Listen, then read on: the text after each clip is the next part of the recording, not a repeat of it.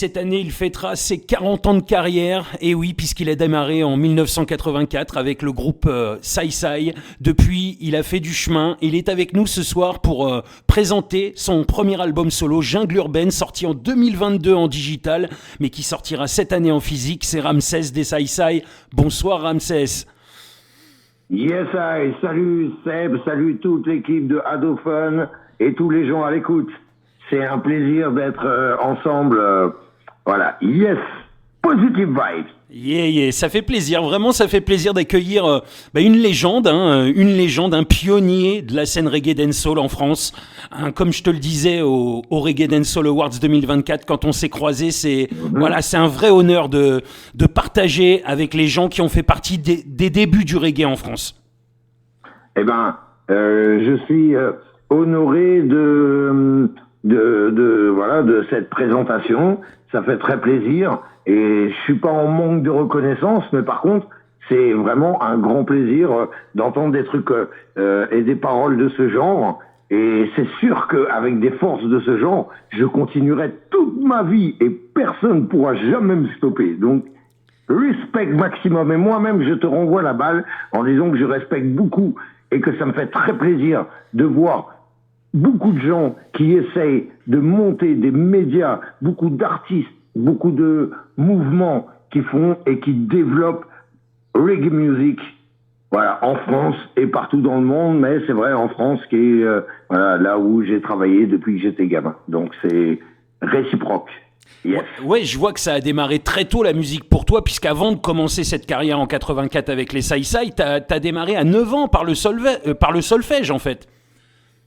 Alors oui, la guitare j'ai commencé à vouloir jouer de la musique jeune, même à 4-5 ans. Un jour, j'ai dit à ma daronne que moi, c'était la musique. Voilà, point à la ligne. Voilà. Et j'ai commencé à le prendre sérieusement à l'âge de 9 ans, effectivement, avec pas spécialement que le solfège, mais la guitare, avec aussi le solfège, et j'avais un super bon prof. Et voilà, j'aime la musique depuis toujours. Et j'avais décidé depuis tout gamin que ça serait ma carrière. Et j'ai réussi à le mettre en pratique. Et c'est pas évident, mais par contre, c'est un grand bonheur. Alors, je vois que on en parlait d'ailleurs tout à l'heure en antenne pour l'anecdote, je vois que tu as fait de la radio aussi en 1983, tu étais encore très jeune aussi, et tu as commencé, c'était des radios pirates à l'époque. Alors, pour être plus précis, j'ai carrément commencé ma première émission de radio en 1980. D'accord. En décembre 80, il y a eu la naissance du mouvement des radios pirates en France, alors que ça existait déjà un peu en Angleterre, en Italie, tout ça, c'était en train de se développer.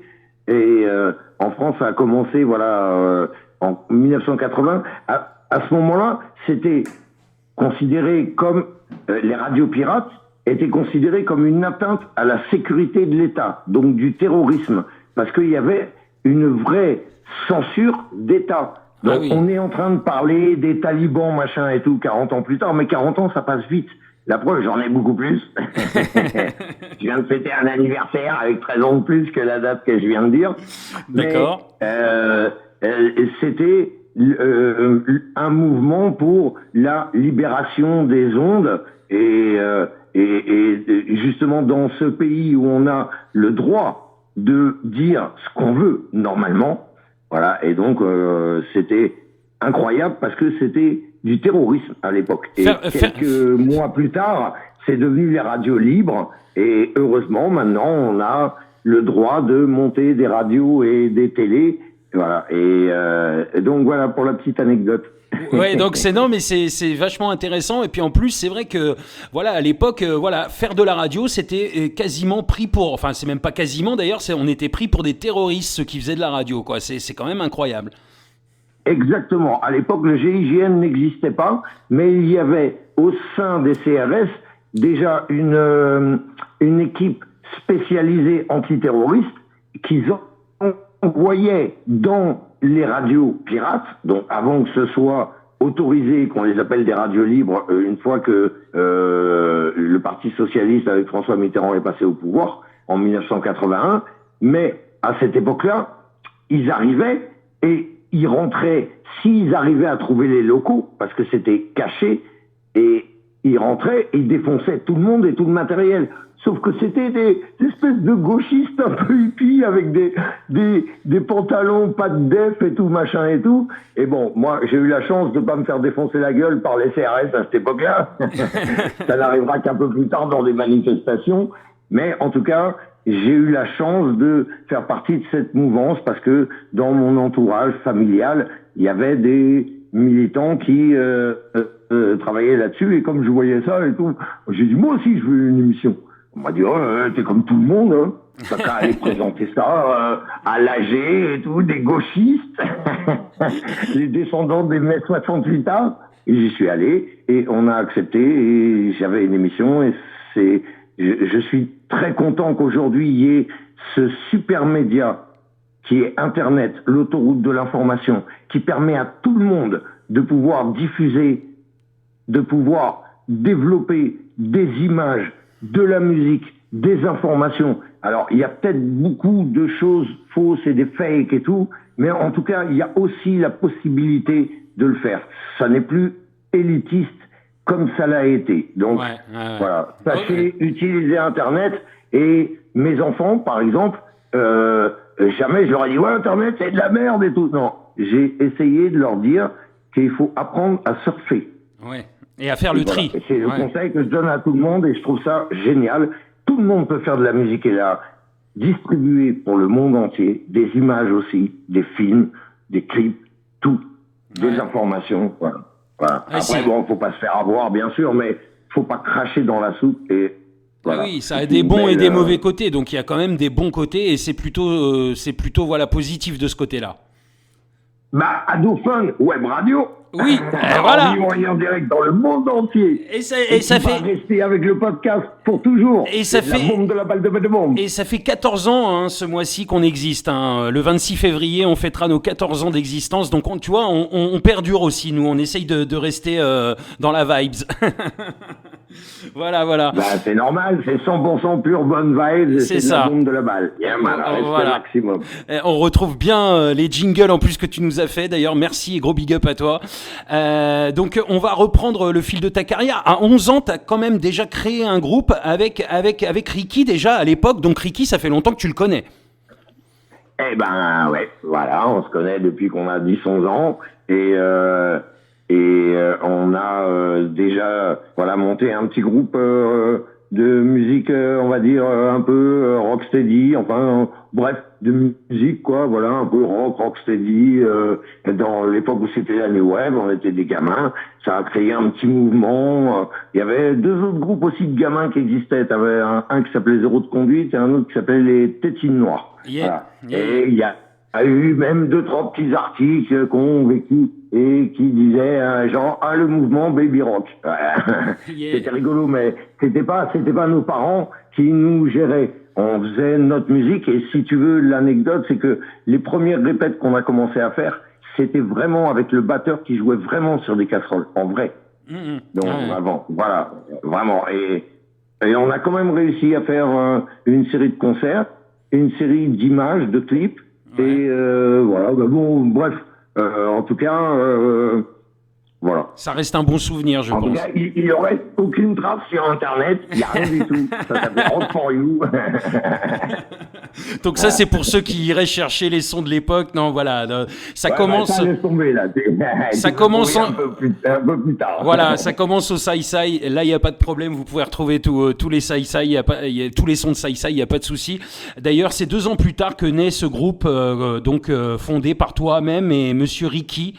Donc, vous êtes les premiers vous faites partie des premiers en France à toaster, à organiser des sound systems et à réaliser des émissions de radio reggae raga. Et ça c'est important. Vous faites partie des icônes de ce mouvement, des pionniers, de ceux qui ont fait ce que le reggae music est maintenant. Ça fait super plaisir. Et c'est vrai que à cette époque, on avait des grands frères aussi, hein, quand même. Il y a, je crois que les premières fois qu'on a chanté, ça devait être dans l'émission d'un monsieur qui s'appelait Charlie Chan. Yeah. Voilà, qui avait une émission sur Gilda, la radiopolitaine. Ricky commençait à toaster. Alors moi j'ai fait un peu et tout, j'étais pas trop en place et tout.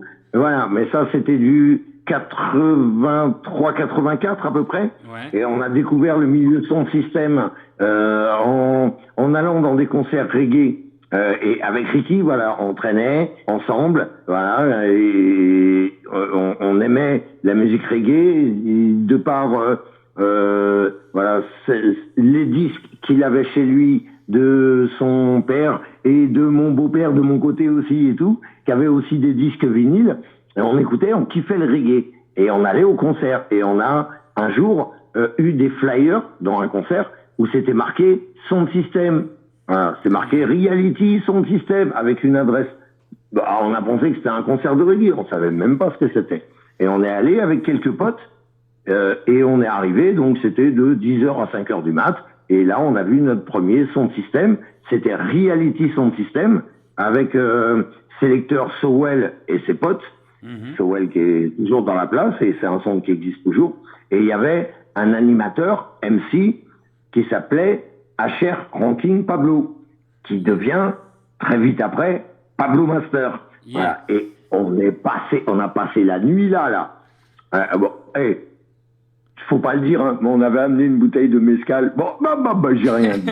Voilà. Et on a passé la soirée là jusqu'à 5h du mat. Quand on est sorti de là, Ricky et moi on s'est regardé. On a dit, nous, c'est ça, c'est fini. Ça, c'était début 84. Et depuis ce temps-là, on n'a jamais lâché le mouvement et voilà pour l'anecdote. Yeah. Donc je vois aussi que tu es parti très jeune, à 15 ans, hein, tu pars souvent à Londres donc pour un petit peu voilà, à la rencontre de la communauté musicale jamaïcaine là-bas. Alors effectivement, ouais, 15, on va dire en vrai plutôt 16, 15-16 ans. Et la première fois à 15 piges et tout, avec Ricky, on est parti à Londres vite fait. On a commencé à rencontrer quelques personnes. Puis à partir de 16 ans, j'ai commencé à faire beaucoup d'allers-retours là-bas. Je vais pas dire que je passais un tiers de mon temps là-bas, mais presque. J'étais très souvent à London et on a eu la chance d'avoir un parrain, on va dire un parrain Rasta, musicien et du mouvement, qui s'appelait Positive Freddy, et voilà, qui a monté une boutique, un label en France, qui a fait un peu bouger le mouvement et qui nous a présenté une équipe qui était l'équipe de Coxon, SCOM, Sir Coxon International Massive, qui était un des 2 meilleurs sons de London, Yeah. Voilà, qui est le son de Lloyd Coxon, qui est donc un cousin du Coxon de Jamaica, producteur qui a sorti Bob Marley et tous les autres artistes, et enfin énormément d'autres artistes.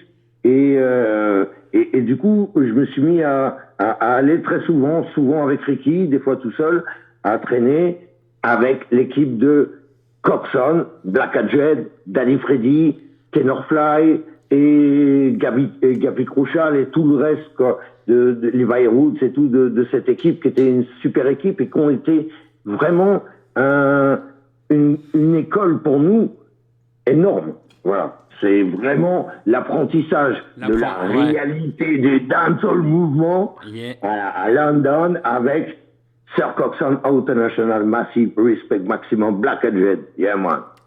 Ah, et puis alors, hein, il se passe quelque chose aussi après, l'année suivante, puisque toi et Ricky, vous signez un contrat avec le label Tactique et vous vous retrouvez dans le mythique studio de Highland, là où a enregistré notamment Bob Marley ou d'autres. Exactement. Alors, déjà, comme ça, on prend ta question qui, pour moi, en fait deux. Enfin, dans l'historique, c'est que on a eu la chance d'être présenté. On faisait une émission sur Radio Carbone 14, qui était gérée donc par Super Nana. Super Nana. Qui était une radio. Évidemment. C'est une radio pirate de la première époque, qui avait été montée par Super Nana, mais dans laquelle il y avait aussi La Fesse. Oui, qui fait les trucs de téléphone, machin. Arthur, le gros producteur aujourd'hui de machin, qui faisait une émission qui s'appelait 50 millions de voleurs à l'époque. Voilà, mais je le dis parce qu'en vérité, les gens ils savent pas, mais ça a été un mec sur le terre-terre un jour. Et il aimait bien la radio, hein. C'est un homme de radio avant d'être un homme de télé, un producteur, tout ça. C'était d'abord un homme de radio, Arthur, oui. Voilà, et Yves Lafesse aussi, pareil. Ouais. Et après, Super Nana, en 1987, a remonté Carbone 14, elle toute seule. Donc, repose en paix. D'ailleurs, il y a quelqu'un qui a écrit un bouquin sur elle, qui est en train de sortir, là, ces jours-ci. Oui, oui. Et on avait donc une émission, là, tous les samedis soirs, toute la nuit, on était là-bas. Et elle nous a présenté un monsieur qui s'appelle Fabien Ouaki, qui avait un label, un petit label et tout. C'est un super producteur qui a été un peu notre mentor, si je puis me permettre. Et pour casser toutes les idées que les gens aient pour avoir des showbiz, voilà, c'est un producteur. Mais lui, il nous a appris à lire un contrat. Et même à écrire un contrat. Et il m'a même dit, hey, Ramsès, c'est quoi? Apprends le règlement interne de la SACEM. Parce qu'on n'est plus dans les années 30 aux États-Unis où les mecs qui se faisaient voler leur musique. Défendez-vous, soyez devant. Donc ça a été un super producteur, voilà, et un super ami aussi. Et effectivement, et donc on est parti enregistrer notre premier disque en 86 dans les studios de Highland à Londres. Et c'était savez-vous faire le DJ? Juste incroyable. C'était savez-vous faire le DJ? Savez-vous faire le DJ à la mode, un truc de gamin, mon pote. Bah oui, on était des gamins et voilà, c'est super. Et le disque, en fait, n'est sorti que quelques années plus tard. Donc, notre premier disque, il est sorti en 1988. 88, ouais, ok. Voilà, c'est ce morceau-là. Ça n'existait pas encore, des disques de reggae en France. Ah oui. Et le mouvement reggae, il y avait, en 85, il y avait donc Reality Sound System dont je parlais tout à l'heure. Après, le HR Ranking Pablo qui devient Pablo Master monte Youthman Unity et qui devient Youthman Academy avec le temps parce que ça a formé beaucoup d'artistes. Et pendant cette même période, dans le sud de la France, tu avais une équipe qui s'appelait Massilia Dub, qui était un collectif d'artistes où il y avait des danseurs, des graffeurs, et dont le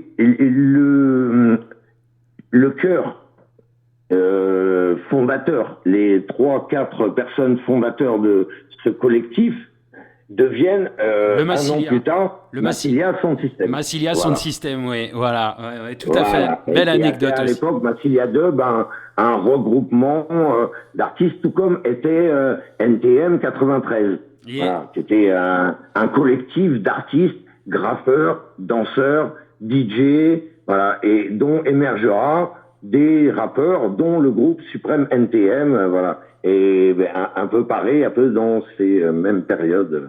Ouais, donc ouais, on est vraiment dans les mêmes périodes, hein, et c'est voilà, le hip-hop et le reggae en fait en France ont presque émergé au même moment. De toute manière, le hip-hop et le reggae, c'est la même famille. Parce que 98% des rappeurs américains sont d'origine jamaïcaine. Voilà. C'est l'histoire de Kool DJ Herc, qui est un Jamaïcain qui est arrivé, qui a commencé à faire des soirées, mais ces soirées reggae, son système ne marchait pas trop, parce que c'était pas trop à la mode, et donc il s'est mis à jouer de la soul, et là, il a mélangé de la soul et du reggae, et ça a fait émerger une mouvance, voilà, et il a aussi découvert que en rayant un vinyle exactement au bon endroit, il retombait dans le rythme, qui a inventé le loop, voilà, les samples, et ça a commencé avec le Funky Drummer, voilà, de James Brown. Et c'est l'histoire des Jamaïcains, et c'est l'histoire aussi de la Zulu Nation, tout ça, c'est des Jamaïcains. Donc, en fait, en vrai, en France, c'est le mouvement reggae d'abord, Reggae Sound System, qui est né avec les gens dont je te parlais là, Supa John, Daddy Yod, Pablo Masta, Mikey Mossman, General Murphy, puis Sai Sai, puis Leslie, puis tous les autres après. Voilà. Voilà. Et en vérité, le mouvement reggae était devant. Donc, le mouvement hip-hop existait en France et c'était représenté déjà par Sydney, je sais que tu peux, HIP, HOP. Oui, bien sûr. Et Dynasty, qui est un grand master aussi. Il y a Grand Master Flash, mais il y a Grand Master Dynasty. Mais il n'y avait pas de rappeurs encore. Donc, les tout premiers rappeurs arrivaient à peu près à cette époque, mais tu les connais même pas. Voilà, tu avais Johnny Go et Destroyman, et il y avait Lionel D.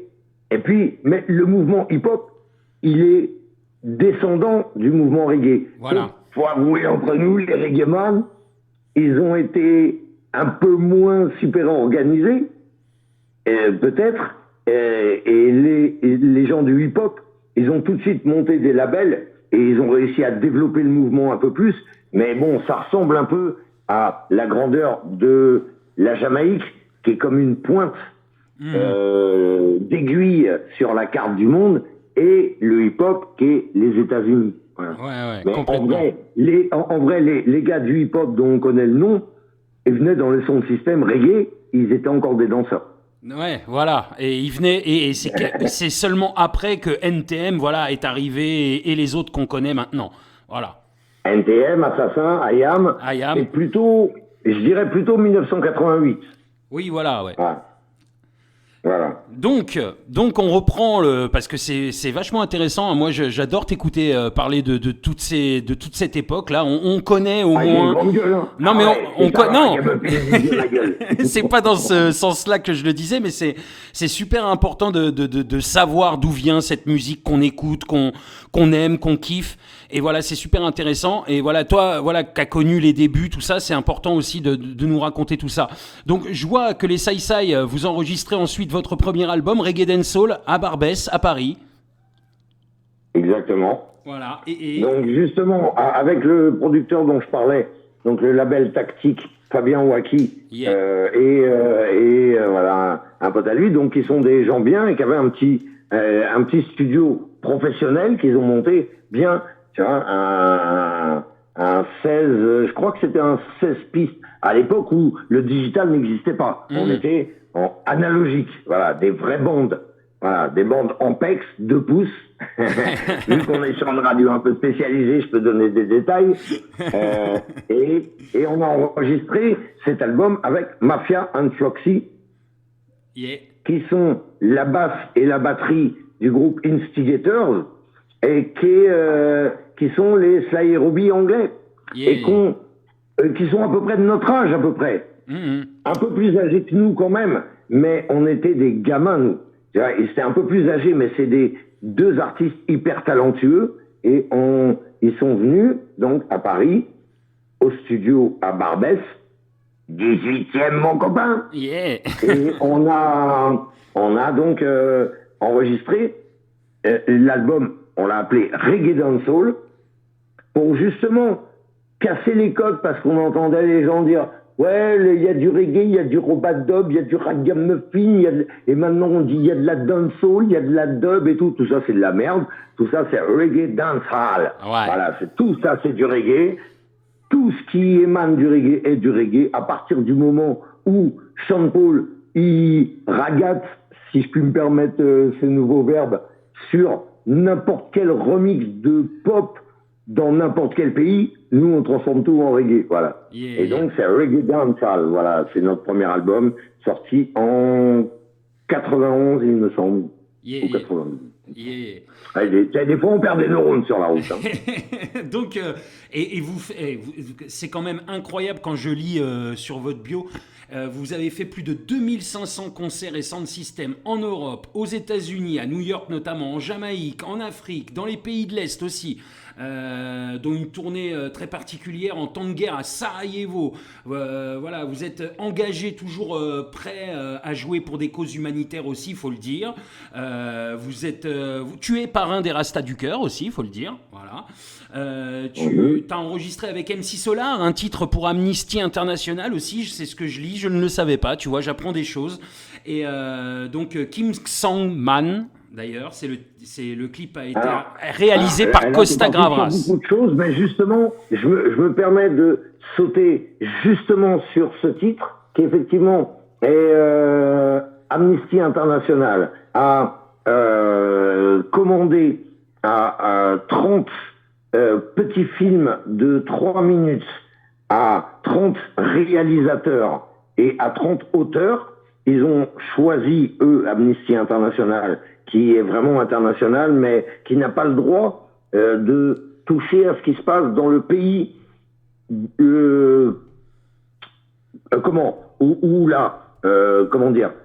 la branche d'un pays peut parler du monde entier, sauf du pays où il est.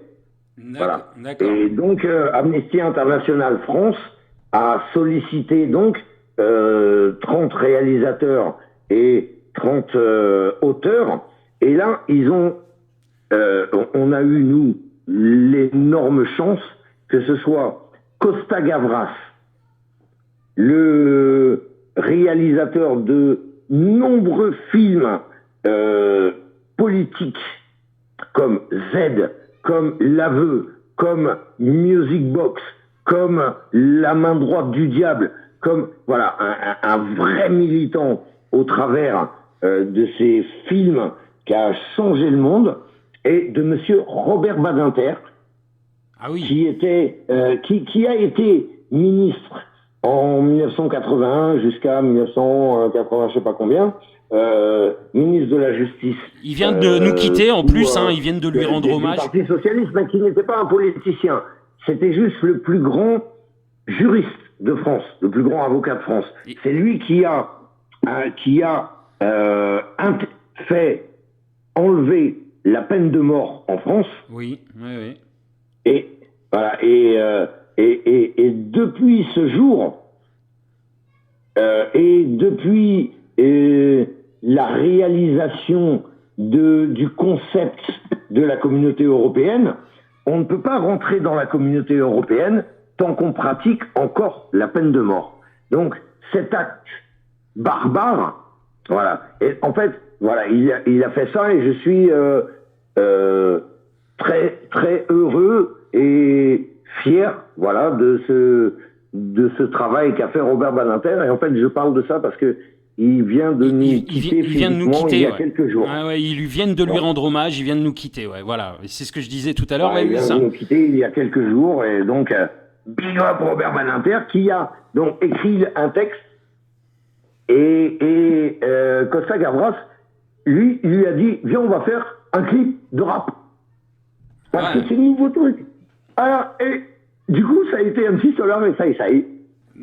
Et la petite sister aussi qui chantait avec MC Solar.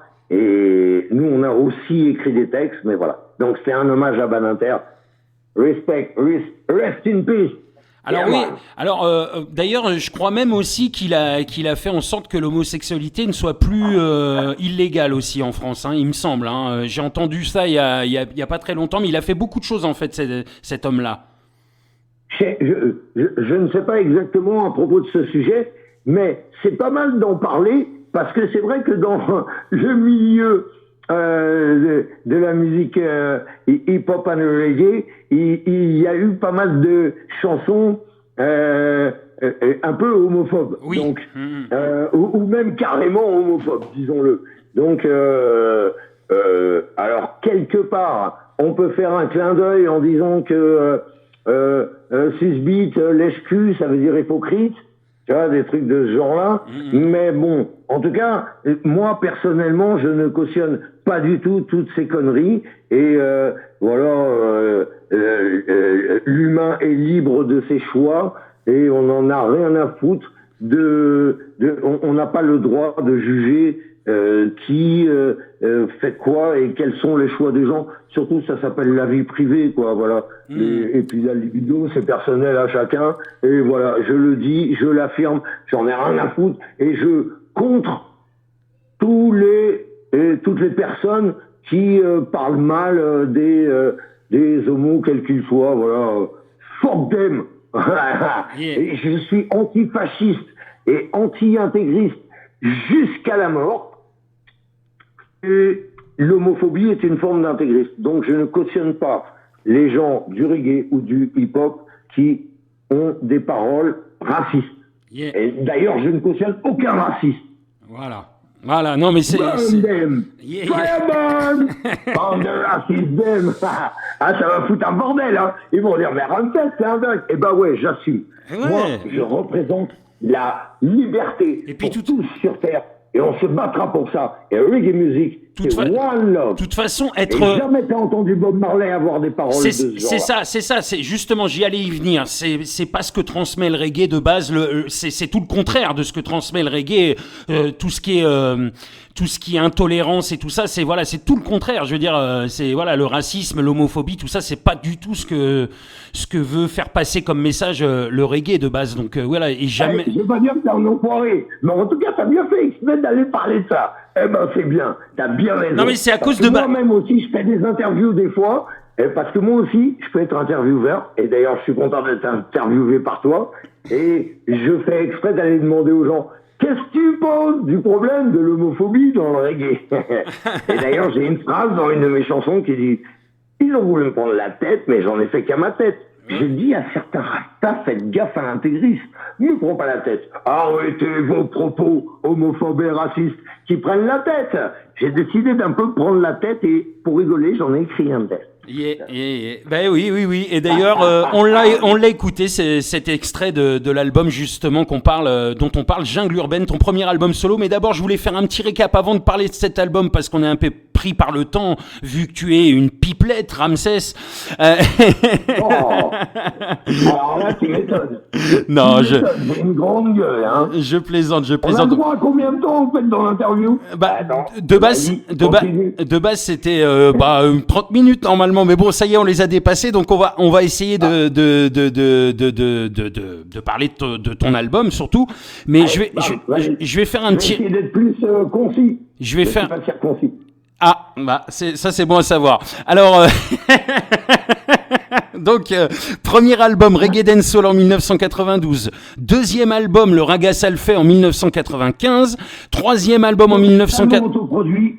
Ah voilà, Le Raga Salfait, oui, donc. Totalement autoproduit et distribué par une grosse maison de disques qui nous a pas mis une carotte, c'est nous qui leur avons mis. D'accord. L'Esprit du Sound, c'est le troisième album, il arrive en 98. Il y a eu aussi un single, 2 titres en 88, Savez-vous faire le DJ, on en parlait tout à l'heure, c'est votre premier son sorti. Ensuite, La Rime Paye, ça c'est un maxi 3 titres qui sort en 98 aussi, et un album live en 2000. Donc voilà un petit peu toute votre discographie en tant que groupe Sai Sai. Voilà, et donc on va passer maintenant, on va passer à 2017, puisque c'est en 2017 que tu sors ton premier titre solo. Non. Peut-être un petit peu avant, 2014. Bon, plus ou moins, voilà, dans les années 2010, j'enregistre un titre avec Princesse Erika, qui s'appelle À l'époque du temps. Oui. Avec ma princesse Erika, et qui sortira sur un album à elle. Après 2017, je sors Shabba Ramsès.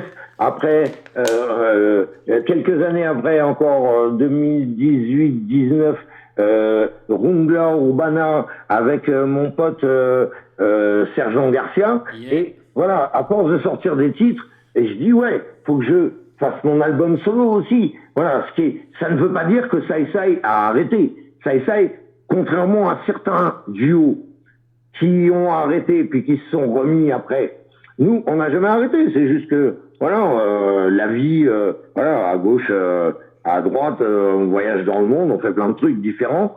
Et voilà. Et donc, je décide de faire cet album. Mais c'est un album, c'est un concept qui a pris beaucoup de temps. Donc, j'ai vraiment pris le temps avec les plus proches de mon cœur et de mon équipe professionnelle, en l'occurrence Yves Aouizerat, oui, avec qui on a réalisé le Raga Salfait et l'Esprit du Sonde. Et on a fait plus que juste la musique réalisée, on a tout géré. Ça veut dire auteur, compositeur, interprète, arrangeur, programmeur, musicien, mais aussi manager, concepteur, éditeur à compte d'auteur, producteur, vendeur et représentant à tous les niveaux. On a tout géré. On se fait pas manipuler par le show business. Yeah. Voilà. Et donc, avec Yves Aouzerat, on a réalisé les 2 gros albums Sai, Le Raga Salsa et L'Esprit du Son. Et avec lui, j'ai aussi fait musicalement la moitié de l'album Jungle Urbaine. Aussi avec un autre ami qui s'appelle Julien Enoch, qui a un label qui s'appelle Early J Records, qui est plutôt basé sur la région Rennes et Bézélas. La Bretagne.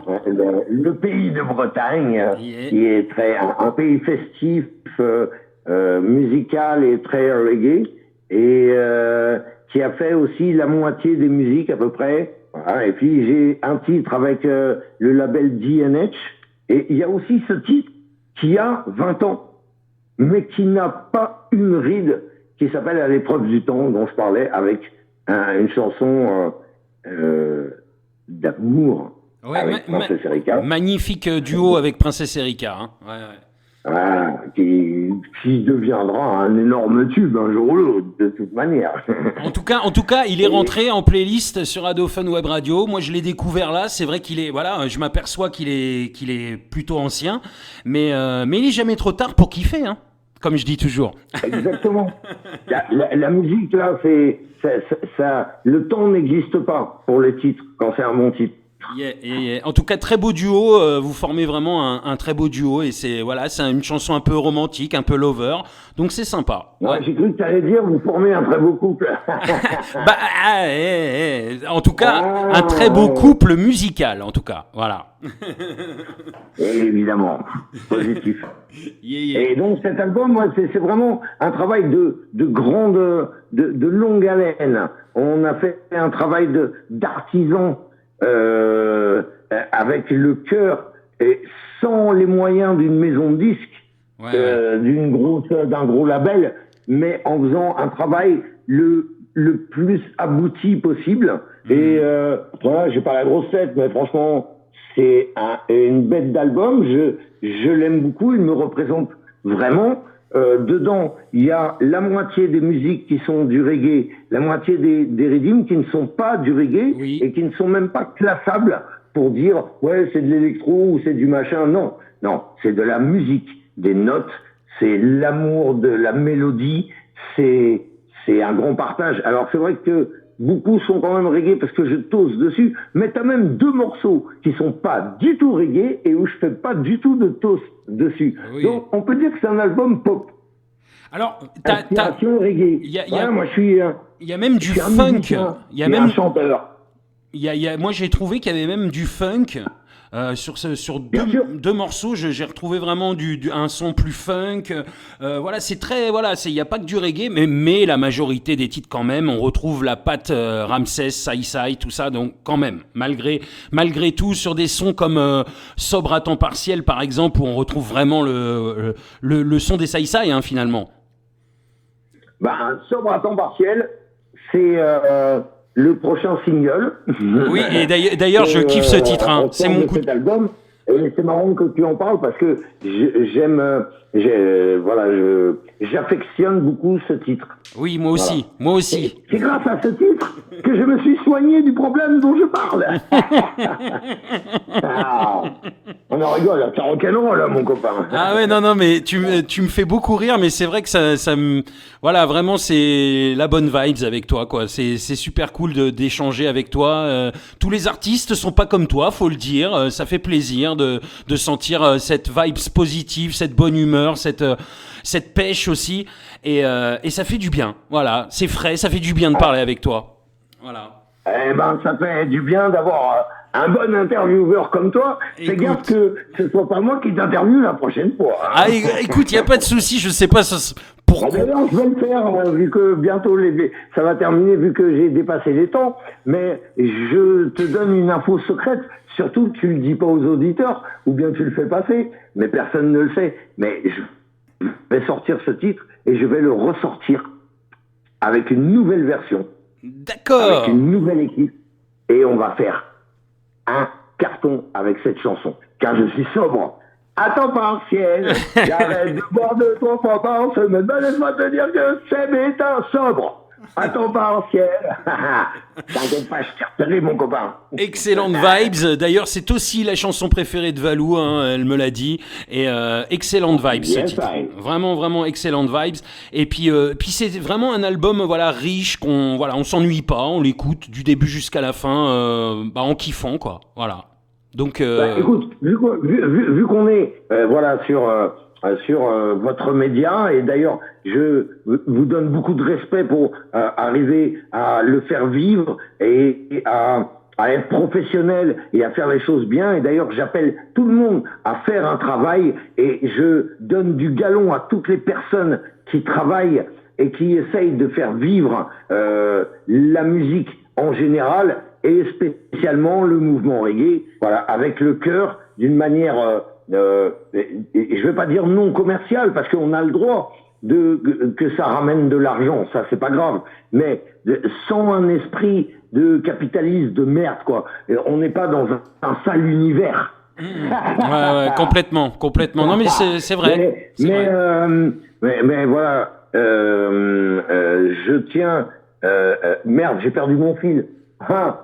J'essayais d'être sérieux depuis le début, mais je voulais dire que voilà, cet album, voilà, ce que je voulais quand même dire, c'est que cet album, comme c'est de la pure autoproduction, Oui. qu'on l'a fait sans moyens financiers, mais avec les moyens du cœur, de l'énergie, de l'envie, et qu'il y a énormément de personnes qui ont amené leur soutien, des studios, des ingénieurs, des musiciens, des chanteurs, et je peux pas tous les nommer, donc j'en nomme aucun, parce que sinon j'en oublierais d'autres et ils pourraient être vexes, mais tous, je les remercie beaucoup. Il y a une grosse énergie, et comme il n'y a pas eu de promotion, parce que le monde aujourd'hui est comme ça, c'est moi qui, c'est une casquette de plus. Et comme je suis un vieux dinosaure et que je sais pas faire la promo, voilà, on a mis en disponibilité sur toutes les plateformes professionnelles l'album Jungle Urbaine il y a un peu plus d'1 an. Mais la promo commence en 2024, elle va durer pendant toute l'année, et cet album est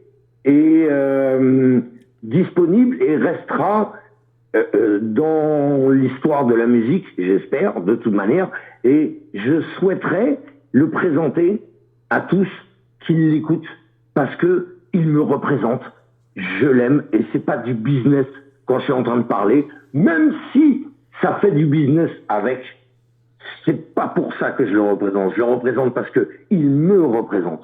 Et je le défendrai jusqu'à la mort. Jungle Urbaine, disponible sur toutes les plateformes, revivons et en direct de la bombe, de la balle, de bombe. Et donc bientôt en physique aussi, donc cette année. Évidemment, sous plein de différents formats. Donc ça, voilà, et tu fêtes en même temps cette année tes 40 ans de carrière, donc finalement je trouve que c'est bien, les choses se goupillent bien en fait ensemble. Exactement. Voilà. Alors 40 ans de carrière, en fait...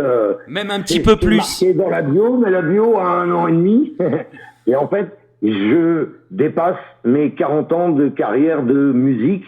Et à des moments dans ma vie, j'ai aussi fait des petits boulots à gauche à droite.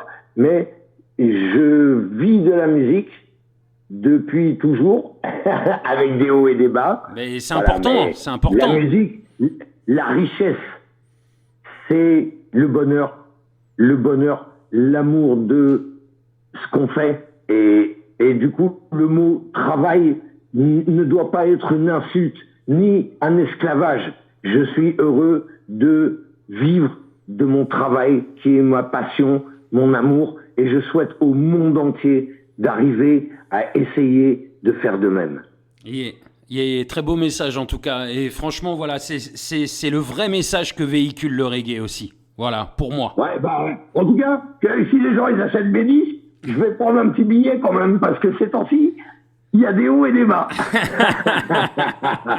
Mais là, l'argent appelle l'argent, on dit. T'inquiète pas, la bonne vibe s'appelle la bonne vibe. Bon, en tout cas, c'était un pur kiff. Cas, merci beaucoup, Seb. Merci beaucoup à toute l'équipe de Adophone Web Radio, lâchez rien. Tous les gens qui sont dans le mouvement et qui font vivre le bon esprit de reggae music francophone et mondial. Ouais. Yeah. Respect maximum, on est là. La résistance est en puissance et on représente. Et 2024, c'est une bonne année pour le reggae partout sur Terre. Alors, ce qui est bien, c'est que voilà, le prochain single qui sera sobre à temps partiel est déjà rentré en playlist aussi sur Adophone Web Radio, donc voilà, ça c'est cool. Et puis voilà, je rappelle aux auditrices et aux auditeurs que l'album s'appelle Jungle Urbaine et que c'est le premier album solo de Ramsès du groupe Sai Sai et c'est franchement une tuerie. On vous l'a présenté toute la semaine, ça a été un pur honneur d'avoir été le premier média à présenter cet album d'ailleurs, un des premiers médias, et franchement c'est un honneur. Merci à toi Ramsès d'avoir été avec nous, d'avoir partagé ce moment et cette semaine avec nous de découverte de ton album solo. Eh ben merci beaucoup à toute l'équipe, à toutes les auditrices et à tous les auditeurs. One love, one heart, bless up the vibes. Oneness is the best and love are the only solution. Sur Adophone Web Radio, de la bombe, de la balle de bombe. Man, Seb, t'es un bon, mon copain. Yeah. Toi aussi, t'es un bon. Merci en tout cas. Merci à toi, Ramsès, d'avoir été avec nous. Merci pour ta bonne humeur. Merci pour ta pêche, pour tout. Et puis à très bientôt parce qu'on continue à te suivre. Et dès qu'il y aura des nouvelles choses, on reviendra vers toi. On refera une promo. Dès qu'il faudra faire tourner des choses, des dates de concert ou autres, on sera là aussi pour donner la force parce que c'est important. Tu fais partie quand même des artistes, sans quoi le reggae music ne serait pas aujourd'hui. Et voilà, c'est important, voilà, de vous suivre, de continuer à vous suivre et de voir, longue vie à toi. On espère que les Sai Sai un jour referont un autre projet, hein, voilà, peut-être que c'est dans les projets futurs. Il y a eu. T'es un petit malin, toi, hein. Évidemment, Sai Sai, c'est un groupe qui n'est jamais mort. On est là. Et merci beaucoup pour tout ce que tu dis, mais aussi merci beaucoup à tous les autres artistes, parce qu'on est tous une grande famille, et pas que les artistes. Yeah. Toutes les personnes qui travaillent, parce que c'est une grande toile et qu'on est tous ensemble, main dans la main, dans un esprit positif. Et c'est ça qui est important. Yeah. Exactement. Voilà, la Reggae Family. En tout cas, ça fait plaisir. Merci en tout cas encore une fois, Ramsès. C'était un honneur et je te souhaite plein de bonnes choses pour la suite. Et cet album est magnifique. Tu peux en être fier. Voilà, et on a été heureux et honorés de le présenter cette semaine. Eh ben, je suis aussi heureux et honoré que vous l'ayez présenté. Et je big up toutes les équipes et tous les gens à l'écoute. Yeah. Oneness, man. À très bientôt. À très bientôt. À très bientôt. Gros big up, Ramsès. Yeah. Boom, shot and bagadam.